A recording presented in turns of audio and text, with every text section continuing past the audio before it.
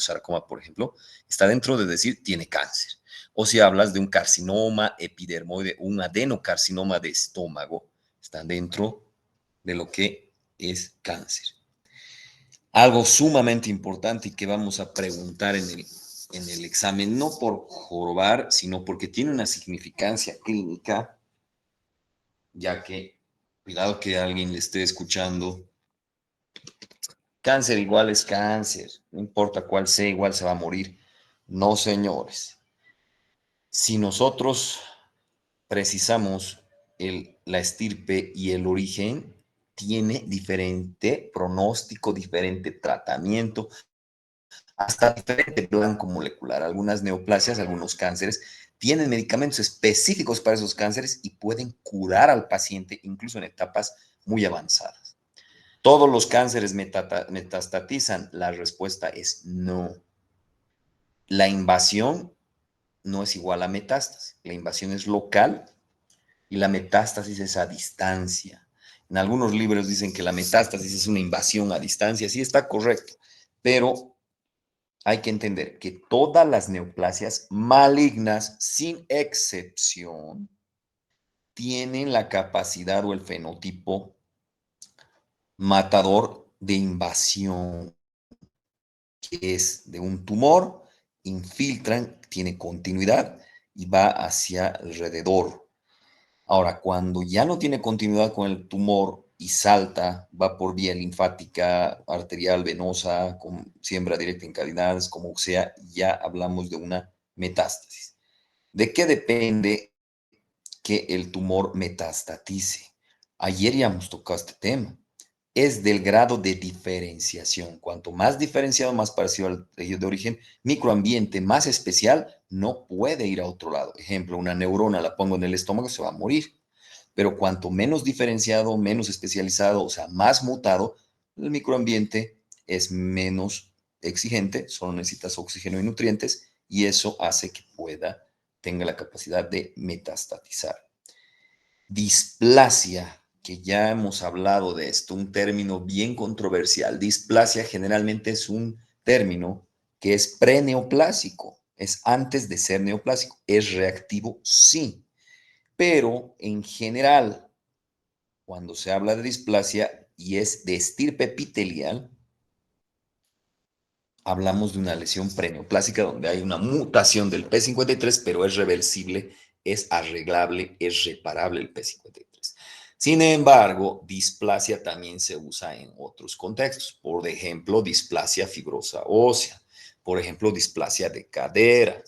O por ejemplo, síndromes mielodisplásicos. Y cuando hablamos de síndromes mielodisplásicos, uno esperaría que se aplique la regla de la displasia y que es una lesión antes de ir a un cáncer. Sin embargo, cuando hablamos de mesenquimatosos, o sea, síndrome mieloproliferativo, mielos displásicos, estamos hablando de una neoplasia. Entonces, displasia es un término bien controversial. Es igual que hablar de tumor, igual que hablar de OMA. Ahorita vamos a ver. Los linfomas son siempre malignos.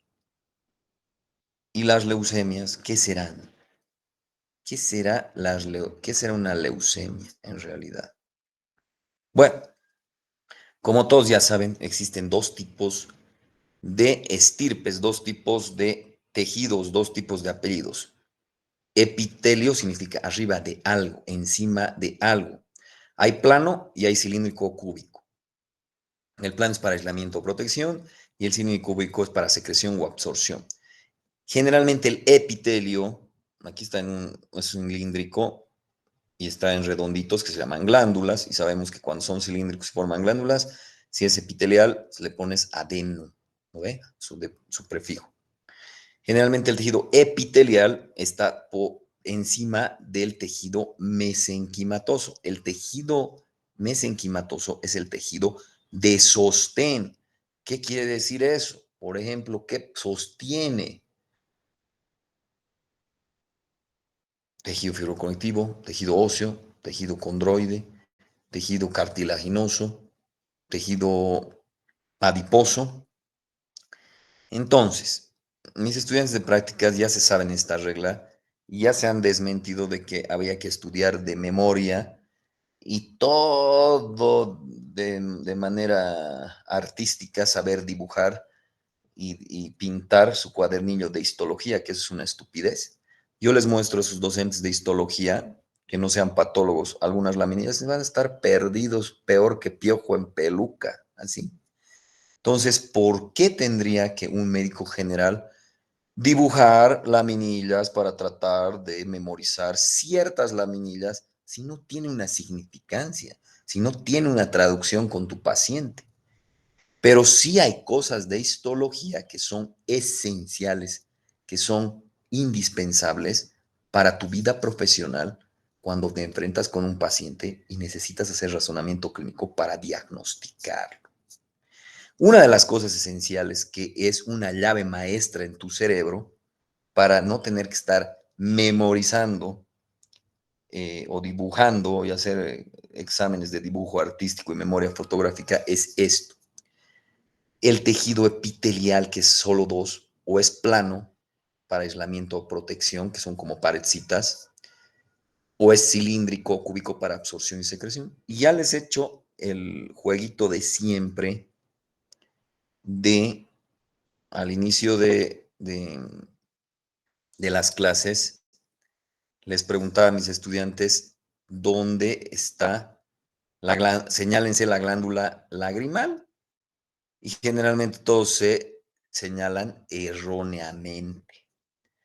Así, aunque no crean, el 90% de los estudiantes de medicina de la carrera de San Simón seleccionan en otro lado la glándula lagrimal.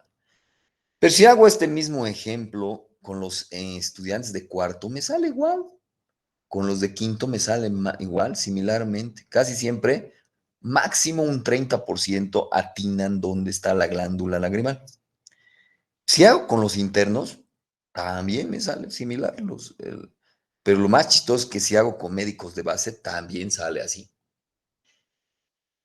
Yo he sido docente de otras facultades de medicina como la Univalle, la UPAL, la Unifrance. He hecho el mismo ejercicio y me sale similar.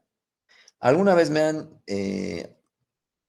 invitado a dar charlas de razonamiento clínico a México. He hecho el mismo experimento y me sale similar potencial de aciertos y de equívocos. Hace unos años también me han invitado a la Federal de Bahía, a Brasil, a dar una charla de razonamiento clínico. He hecho el mismo experimento, de hecho, hasta contar tres, todos sin excepción, y el que no se señala quiere decir, asumiendo que es que no sabes dónde está la glándula lagrimal y que durante tantos años ha estudiado medicina y no sabe, porque algunos son hechos a los que no voy a responder porque me esté preguntando. Entonces, digo, no va a el que no se señala la glándula lagrimal es un pinche güey. Y cuento uno, dos, tres y sale lo mismo. ¿Será que la glándula lagrimal es física cuántica, es física nuclear, es muy difícil de saber dónde está? ¿Quién me dice por qué probablemente hay muchos estudiantes de medicina, médicos ya formados, especialistas ya, que no saben dónde chingados está la glándula lagrimal? A ver, ¿alguna idea tienen? ¿Por qué será que puede suceder esto?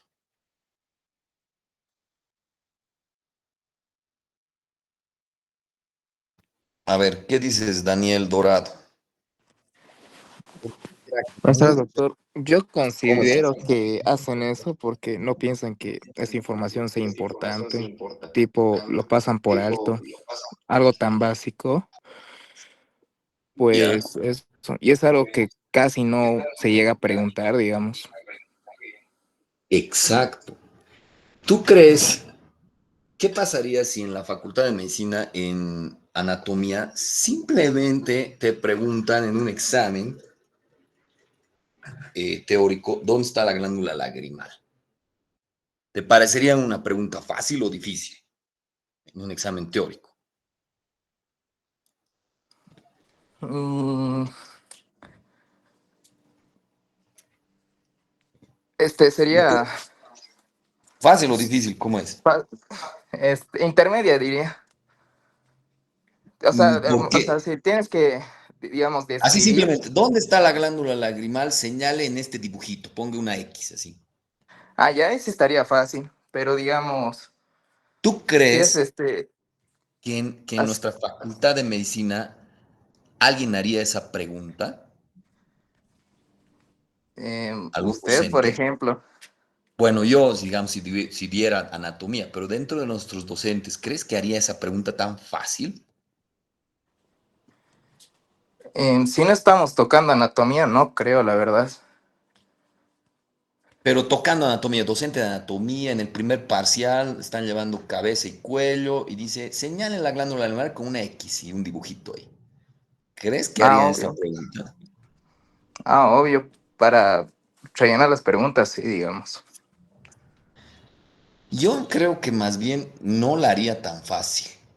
Yo creo que tal vez buscaría alguna arteria de la rama, de la rama, de la rama, de la rama de la arteria, que a veces está y a veces no está, y se llama raro. Así yo haría la pregunta. Bueno, yo no, pero yo creo que docentes de nuestra facultad la harían de esa forma. ¿Por qué crees?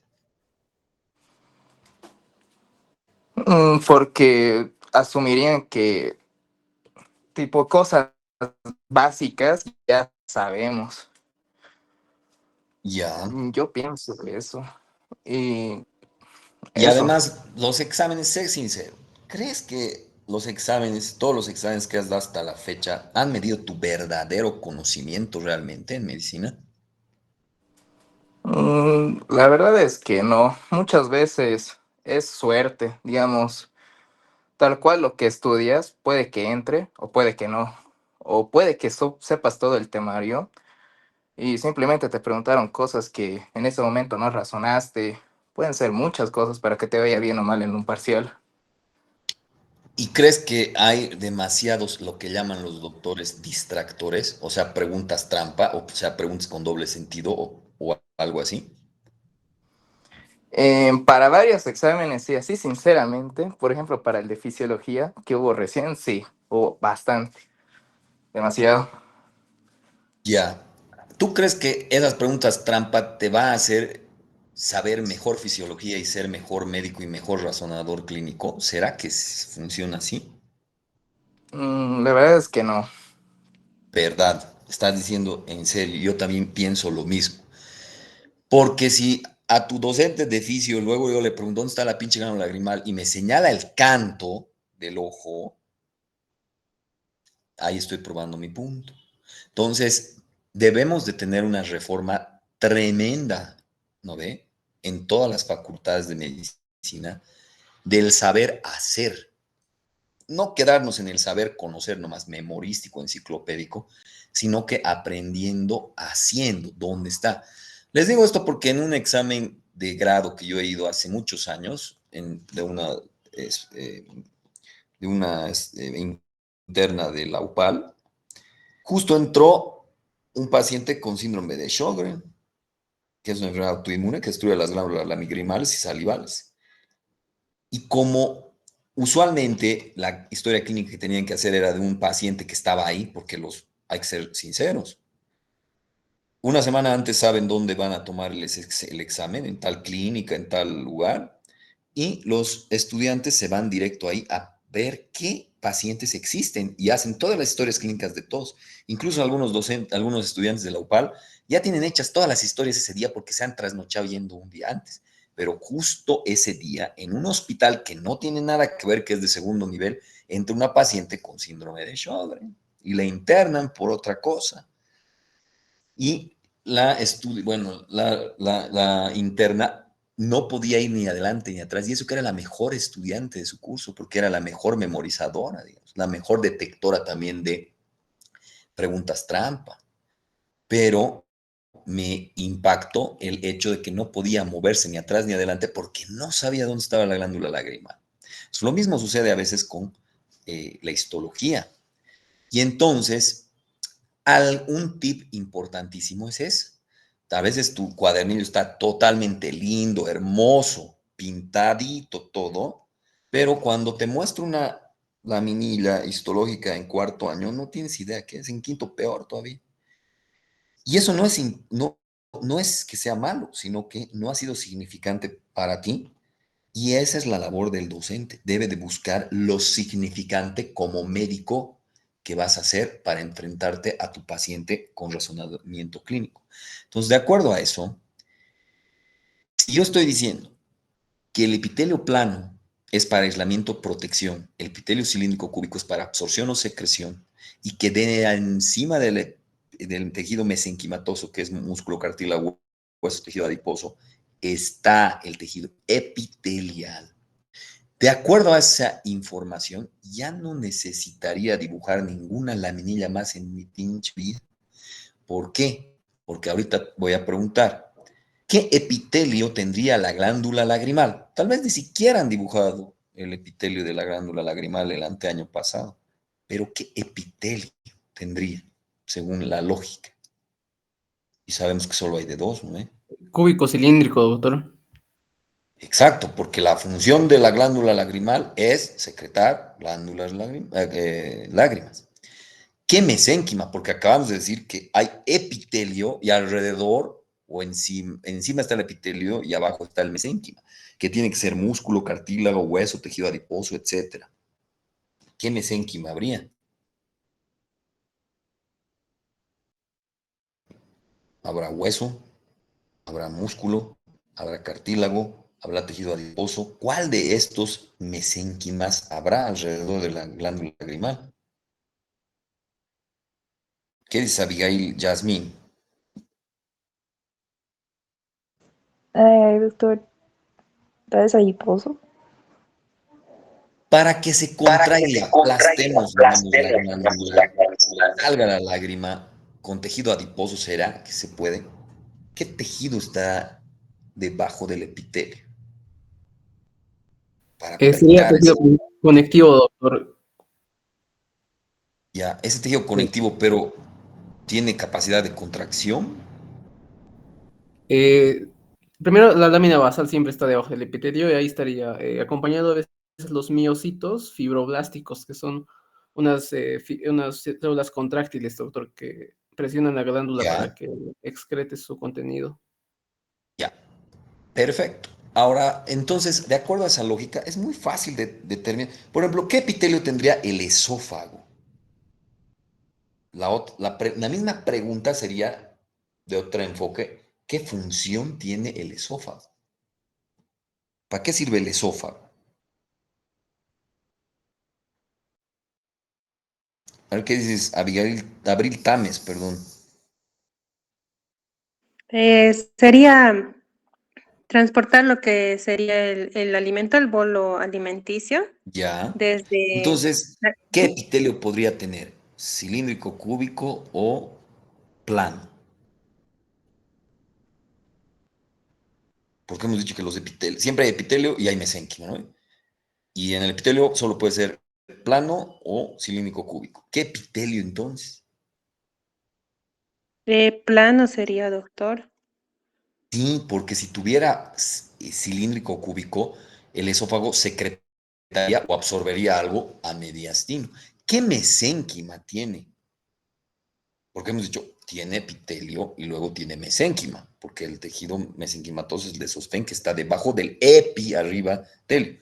¿Qué tejido mesenquimatoso tendrá Alison Coral? El esófago. Músculo, cartílago, hueso, tejido adiposo, tejido condroide o cartílago, no sé.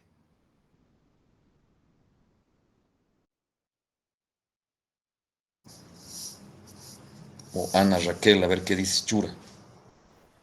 Es tejido muscular. Muscular, porque tiene peristaltismo, porque tiene movimiento. Pero dentro de los musculares hay músculo estriado y músculo liso. ¿Qué músculo tendrá el esófago? Músculo liso. Ya, pero Ambos, es medio doctor. capciosa esa pregunta, ¿no? Sí, porque Tiene ambos. tenemos control en la deglución, ¿no ve? Yo puedo ahorita ser voluntario, voluntariamente hacer una deglución. Entonces, ¿cómo es la cosa del músculo ahí? En el esófago. ¿En qué parte hay músculo liso y en qué parte hay músculo estriado, mesenquimatoso debajo del epitelio plano? El tercio superior es esquelético, doctor, y el tercio inferior es liso. Ya. ¿Qué epitelio tendrá el estómago?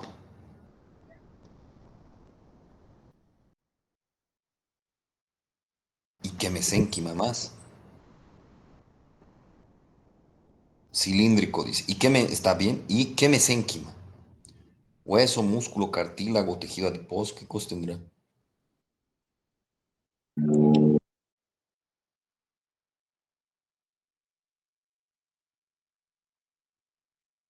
Ya, músculo. Si ustedes son gastroenterólogos y están haciendo una endoscopía en el futuro y ven una lesión en cardias, por ejemplo, que mide 1.5 por 1 centímetro, y toman una biopsia, la lesión es una lesión exofítica, irregularmente ovoide, eh, firme, adherida a planos profundos, toman una biopsia y la primera pellizcada, el patólogo refiere como atrofia. ¿Atrofia por qué? Si hay una bola, porque viene de la submucosa y está comprimiendo la mucosa. Pero hacen una técnica de biopsia sobre biopsia. Toma un pedacito, luego otro pedacito y va escarbando y adentro tiene una proliferación de tejido mesenquimatoso. Si es benigno, ¿qué posibilidades hay? ¿Qué neoplasias mesenquimatosas benignas, submucosas, podrían haber? ¿Cómo se le llamaría según la nomenclatura? Obviamente tiene que terminar en oma. Un lipoma, doctor. Podría ser un lipoma, porque hay tejido adiposo. ¿Qué más? ¿Qué otros? Un fibroma, doctor. Un fibroma también podría ser. ¿Qué más otros? Si es de músculo, dice un leiomioma, bien, porque si es de músculo liso, perfecto. Ahora, si no, si realmente viene de la mucosa y es benigno, no viene de la submucosa, según la nomenclatura, a una neoplasia epitelial, perdón, benigna, ¿cómo le llamaríamos? Que está viniendo de la mucosa.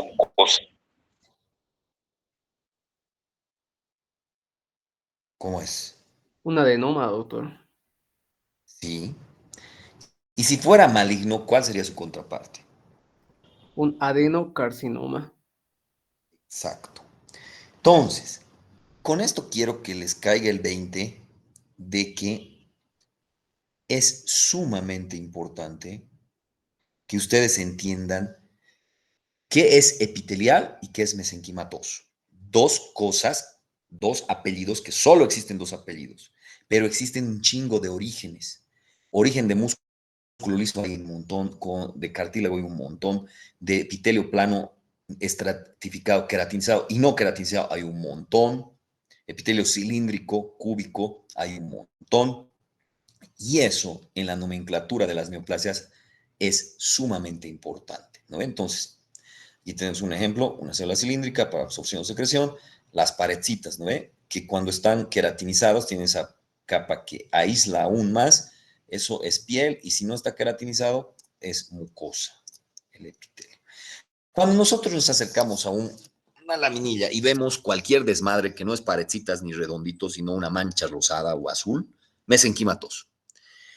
Si la mancha es mucho más morada, es o hueso o cartílago. Si la mancha es un poco más rosadita, puede ser un tejido fibroconectivo, fibroblástico. Si la mancha es entre no tan rosadita, sino más rojiza, puede ser muscular liso o muscular estriado. Y el más facilito que han aprendido a reconocer, el tejido adiposo, que son estos globitos vacíos. ¿Por qué se ven globitos vacíos? Porque cuando hemos visto, cuando mis estudiantes de práctica, cuando hemos hecho la primera práctica que hemos paseado por el laboratorio de patología, hemos visto que se usa alcohol y silol y se borra, se lava la grasa y entonces cuando la teñimos ya no hay y solo lo único que tiñe es la membrana, la membranita. Entonces, eso como noción básica de histología. Y con eso saben, y con eso tenemos ya para todo. No necesitamos más nada como médicos generales o especialistas. Eso es lo que se necesita saber de histología. Bueno, ayer hemos hablado de estas cosas.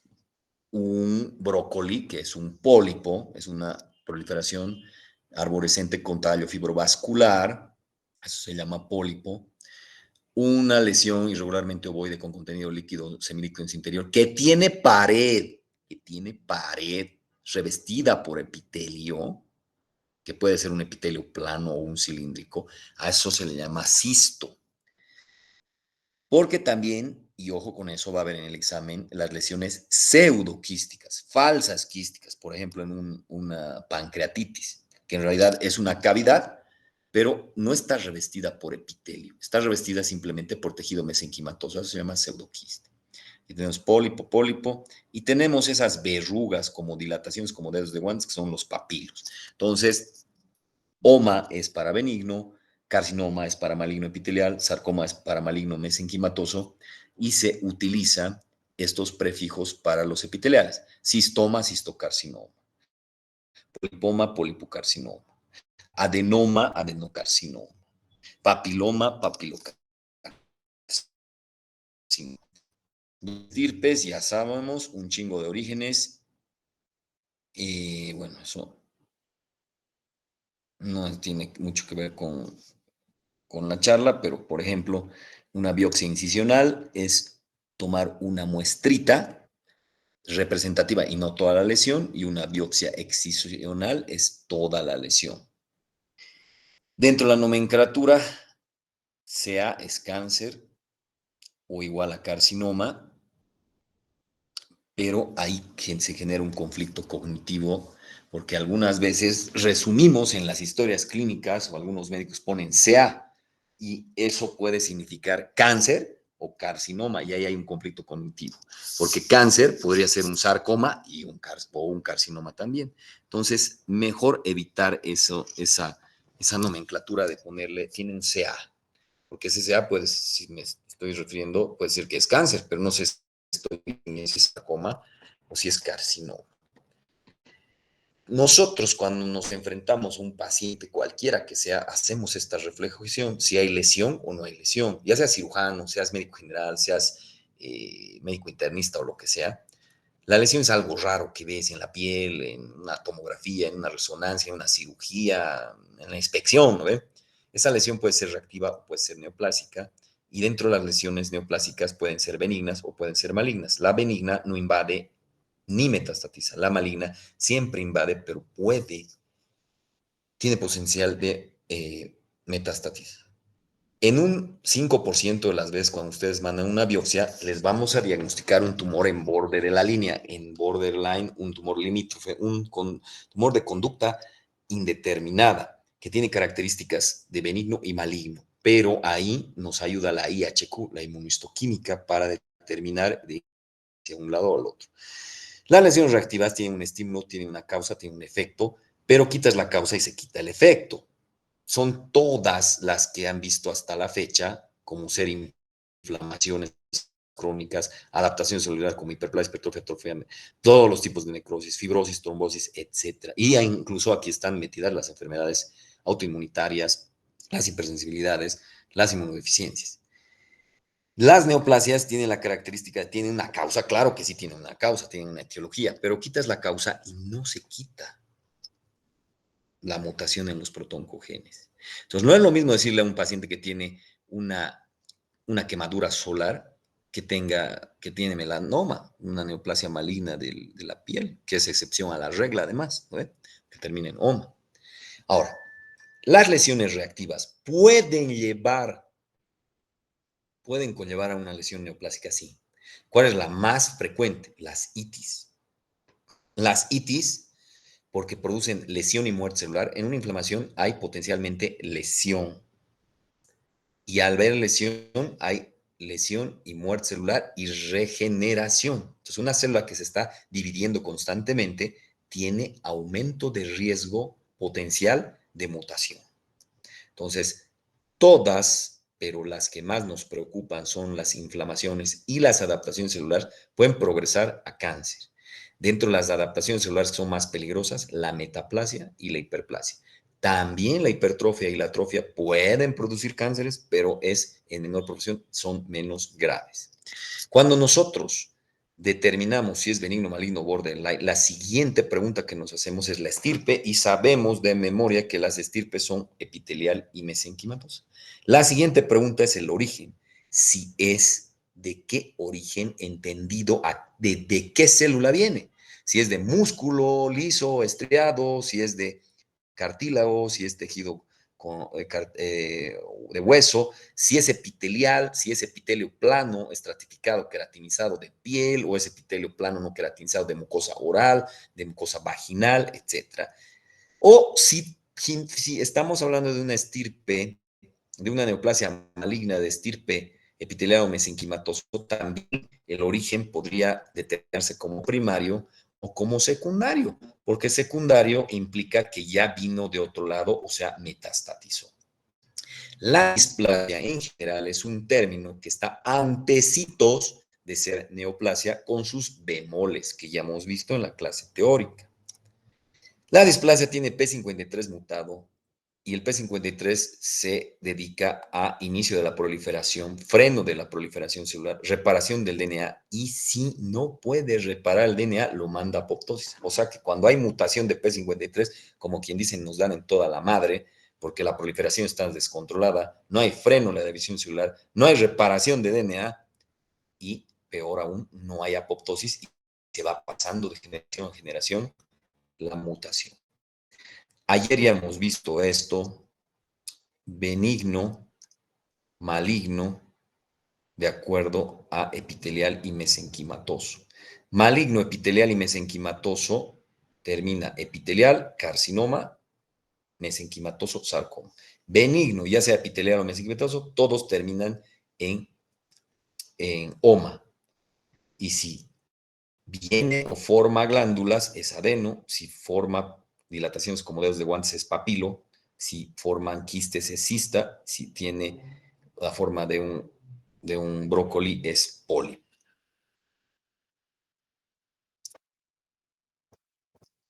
Ahora, ojo con esto. Hemos dicho cuando viene o forma glándulas. En esto, aquí hay una adenocarcinoma del anillo de celio que no está haciendo redonditos, ni siquiera ya son cilíndricas ni cúbicas, sino como un anillo de celio desplazando el núcleo a la periferia. Y a este se le llama adenocarcinoma, porque aunque no forma glándulas, viene de glándulas.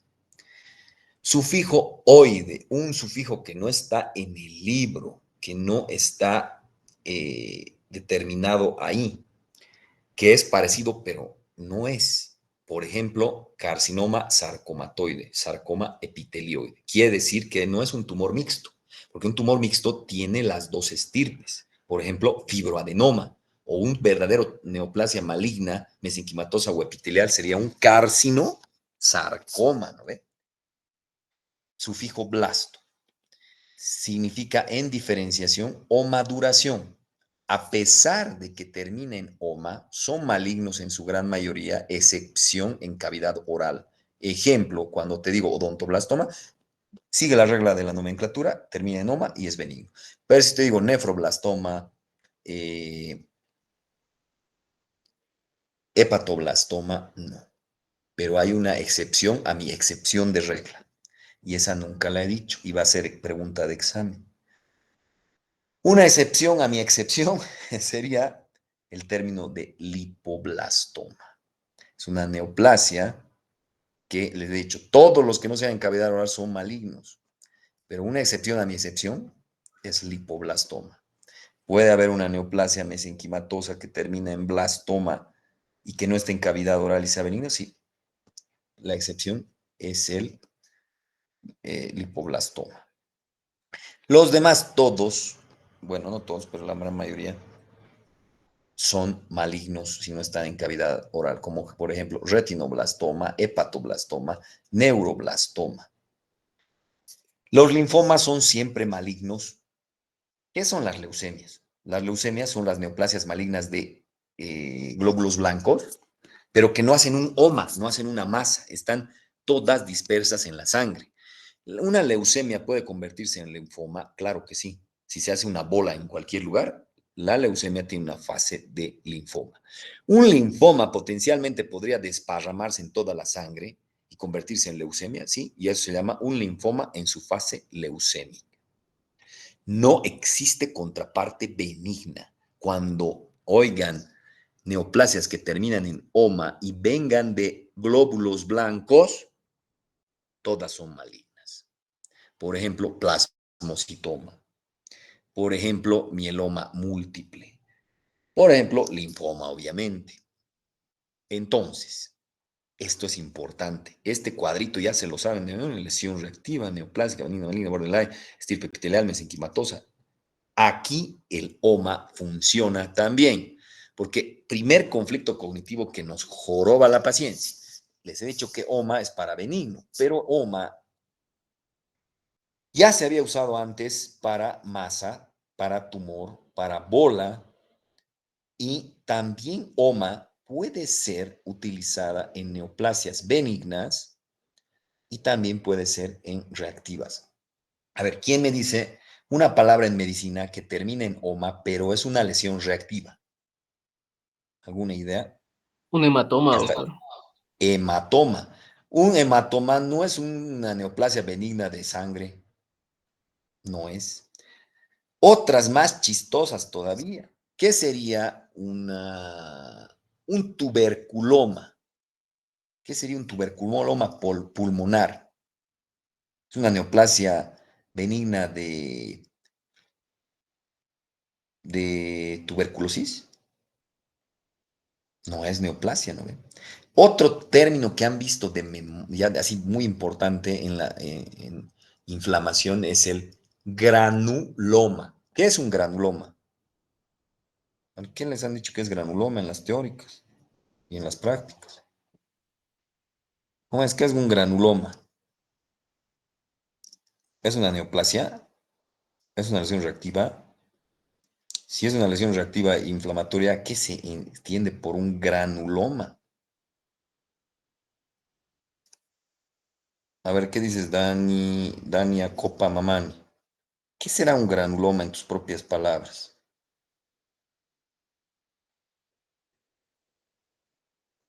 Nada. A ver, ¿qué dices, Janina Maya? ¿Qué será un granuloma? Granuloma es una respuesta inflamatoria crónica porque vino primero el neutrófilo, no pudo arreglar el problema, le llamó al macrófago, no pudo arreglar el problema, el macrófago llamó a los linfocitos colaboradores y los linfocitos B y no pudo arreglar el problema y finalmente hizo un collarete de tejido fibroblástico y de macrófagos unidos entre sí, células gigantes multinucleadas, y también macrófagos unos sobre otros que simulan epitelio, o sea, células epitelioides, para tratar de focalizar e hizo una bola. Por eso que un granuloma nos puede confundir con un cáncer, pero no es una neoplasia. ¿Qué sería un fecaloma? A ver, en sus propias palabras, ¿qué sería un fecaloma?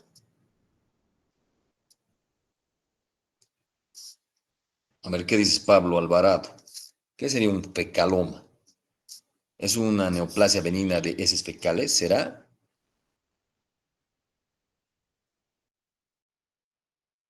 A ver, ¿qué dice Naomi, Natalia, Tal vez Mariscal? Igual Pablo ya estabas diciendo. una masa de heces, tal vez. Exacto, pero no cumple la regla, ¿no? Que al principio les había dicho, de que de que OMA es benigno y es neoplásico. Entonces, ojo con eso. El OMA también se usa para lesiones reactivas. Hematoma, granuloma, tuberculoma, fecaloma, amartoma y coristoma no son neoplásicos, sin embargo, tienen el término de OMA, el sufijo OMA. Bueno, también el sufijo OMA, en contexto de neoplasias, tiene sus excepciones a la regla. También le digo, bueno, estoy usando OMA en una neoplasia, será benigno, pero incluso hemos usado OMA en lesiones malignas y no les hemos cambiado el nombre, como linfoma o melanoma. Entonces, OMA es un dolor de cabeza, ¿no? Cuando no se entiende bien. Por ejemplo, también con melanoma. Ya les he dicho, busquen qué es melanoma versus nevo versus lunar versus amartoma, la anterior clase. Eso no lo vamos a explicar hoy. Bueno, el término de tumor también nos joroba, pero es más entendible porque la tétrada del Celso era calor, dolor, rubor, tumor, ¿no ve? Entonces entendemos que antes ya se lo habían agarrado el término de tumor masa.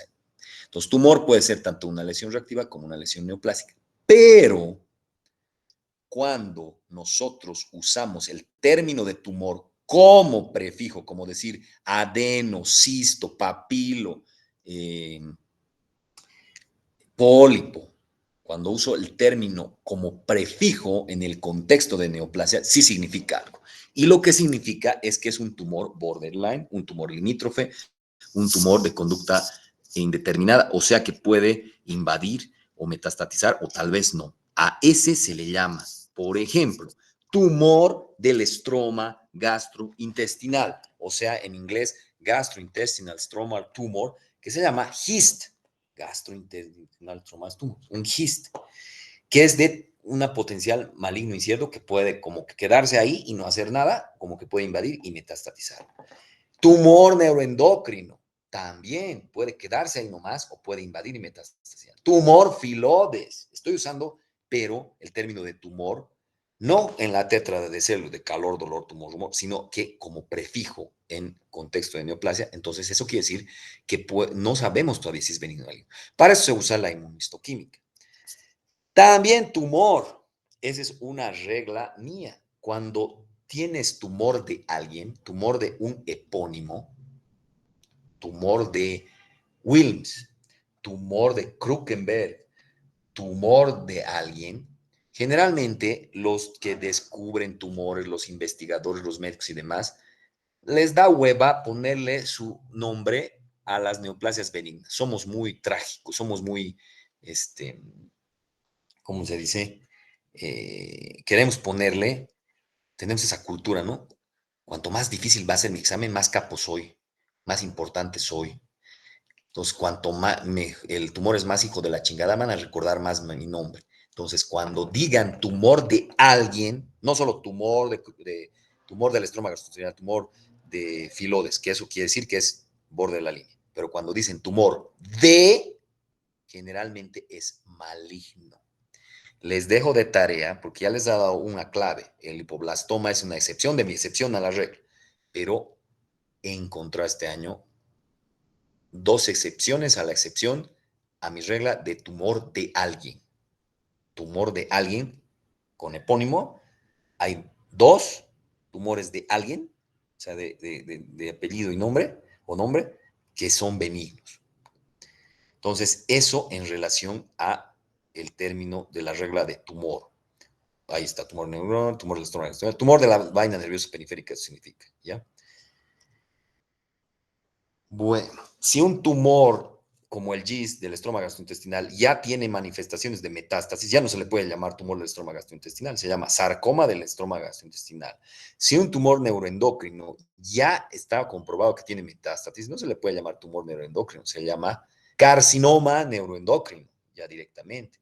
Si un tumor de la vaina nerviosa periférica ya se comprueba que tiene metástasis, se le llama sarcoma de la vaina nerviosa periférica, así.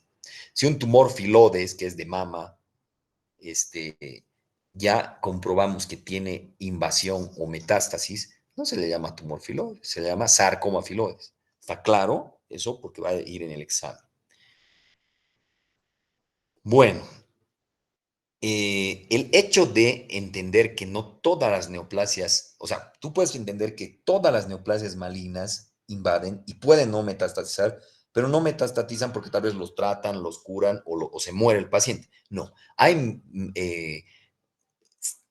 neoplasias malignas que nunca metastatizan, así directamente. Por ejemplo, el carcinoma vasocelular, y no es por vasos sanguíneos, sino porque es de las células basales.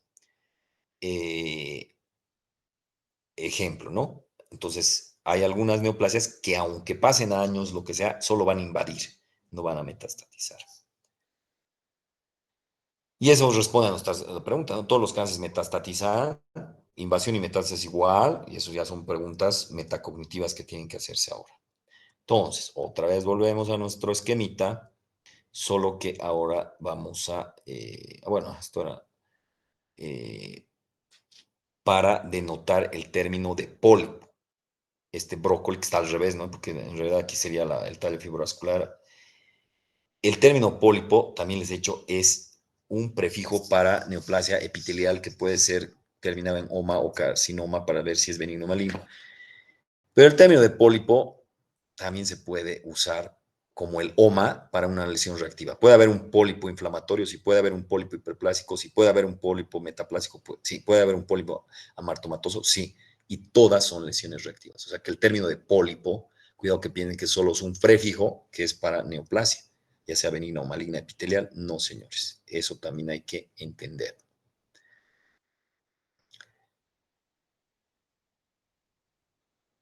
Bueno. ¿Cuándo hay un tumor mixto? Cuando hay dos estirpes, no cuando hay varios orígenes, ¿no? Un angiomiolipoma no es de varias estirpes, solo es de una estirpe mesenquimatosa. Angio, vasos, mio, músculo, lipoma. Osteocondroma tampoco. Es de dos orígenes, pero de una sola estirpe. Un adenoma pleomorfo sí sería.